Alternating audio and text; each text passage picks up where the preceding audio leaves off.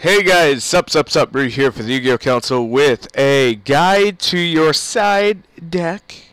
And it's about Lightsworn. I'm basically going to teach you how to side against pretty much every version of Lightsworn and give you some tips and tricks, everything you need to know how to side against them. Some key weaknesses are banishing out their cards for the names for Judgment Dragon. But if we were just to talk about pure Lightsworn, we'd be leaving out the Dragon Ruler variant and the other 40 variants of Lightsworn that you will come across in coming days. Now, since the Lightsworn release, there has been a couple Lightsworn tops, from what I know, at least one in the European Nationals. Mermel's was able to defeat the deck, but still, they are irrelevant. And you must be ready. So, before you go out there and deal with them, I'm going to first talk about Alloy Adjusted Cycler Reader. I talked about it for artifacts, and I'm going to talk about it for Lightsworn. You can discard this card and select up to 2 monsters in your opponent's graveyard that are light, and remove them from play. This effect can be activated during either player's turn. Now, while DD Crow is still an option, here's the thing that Alloy Adjusted Cycler Reader has over DD Crow. We're not just siding... If we're just siding to hit the graveyard, then you're going to run DD Crow. But to hit against any light deck, you're going to run Cycler Reader because it's vastly improves on, well, what DD Crow tries to do. If they get Judgment Dragon into the graveyard, don't mind me cracking my knuckles.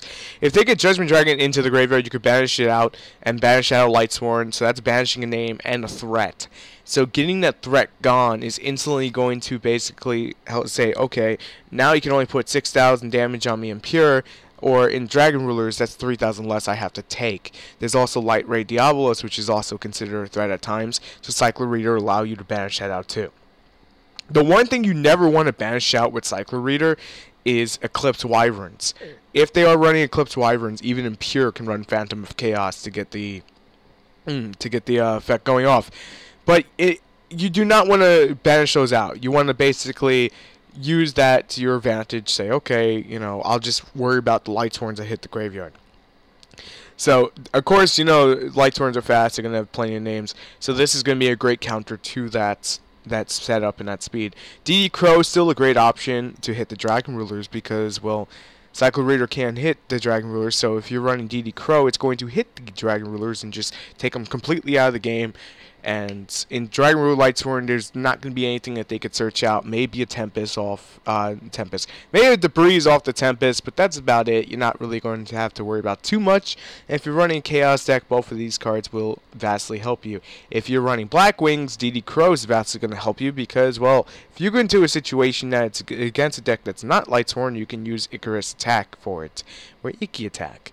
One other thing I want to mention here is Dimensional Fissure. Any monster sent to the graveyard is banished and sent.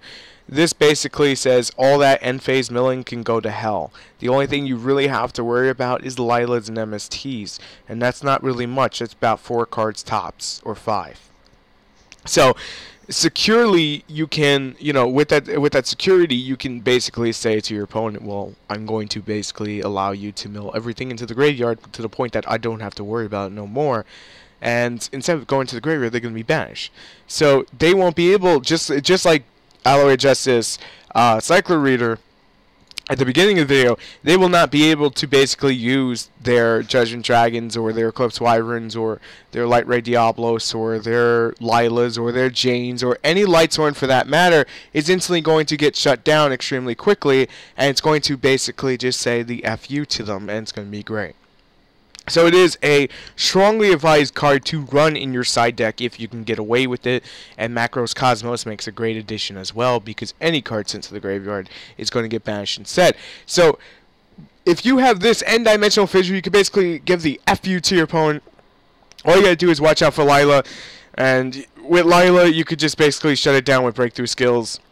And that's another great thing about Macros Cosmos is that Breakthrough Skills commonly used within these decks, they cannot use the Breakthrough Skills, they cannot use the Skill Prisoners, they cannot use those cards in the graveyard that they want to use. The Necro Gardeners, the Rainbow Karibos, the Dragon Rulers, they're all going to be banished out, so your opponent can't do jack crap against you. Now, I do bring up Soul Drain just mainly for the variants involving Dragon Rulers, and at the same aspect, I also want to bring up Necro Valley as a side deck card. I will like just image it in for people who don't know what Necro Valley looks like. There'll be an image of Necro Valley there for you. But both of these cards basically say the FU to the graveyard. No Dragon Ruler banishing, no Necro Gardenas, no Rainbow Karibos. It all gets shut down. So that's going to allow you basically to say to your opponent, hey, guess what?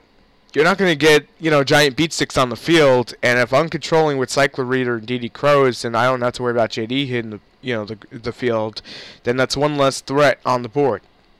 Another side deck card that I'm going to mention right after mentioning Kaiku the Ghost Destroyer, because they can't use the Dragon Rulers, they can't use Necro Gardener. I'm also going to split in the images I forgot, and now I'm forgetting again. So when it comes back to me, I'll mention it. Probably in the comments or something. It seems so silly to forget things like that, but it's easy for me to forget it. Kaiku is a great option against them. They can't summon the Dragon Rulers. They can't banish out the Necros.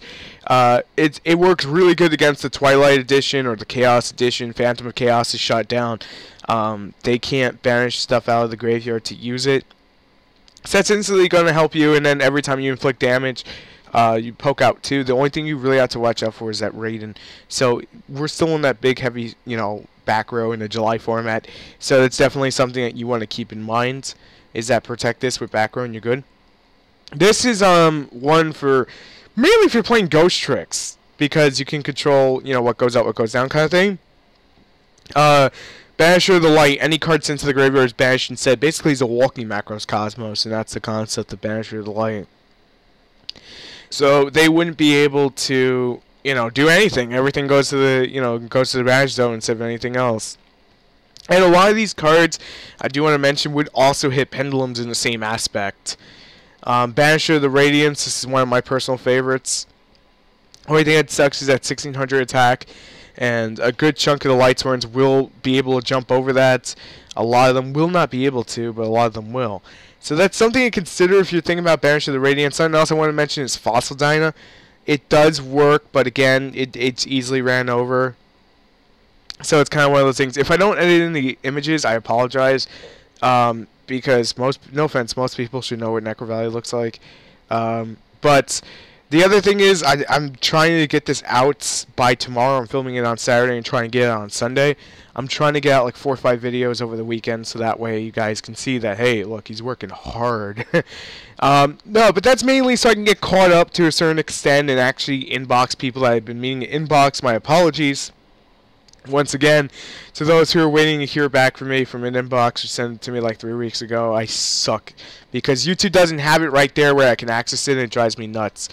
But Banisher of the Radiance, you can't drop Honest, because if they drop Honest, then it gets banished, so. Pretty simple, pretty straightforward. Catastor, another great option for everything that's light in the deck or anything that's not dark.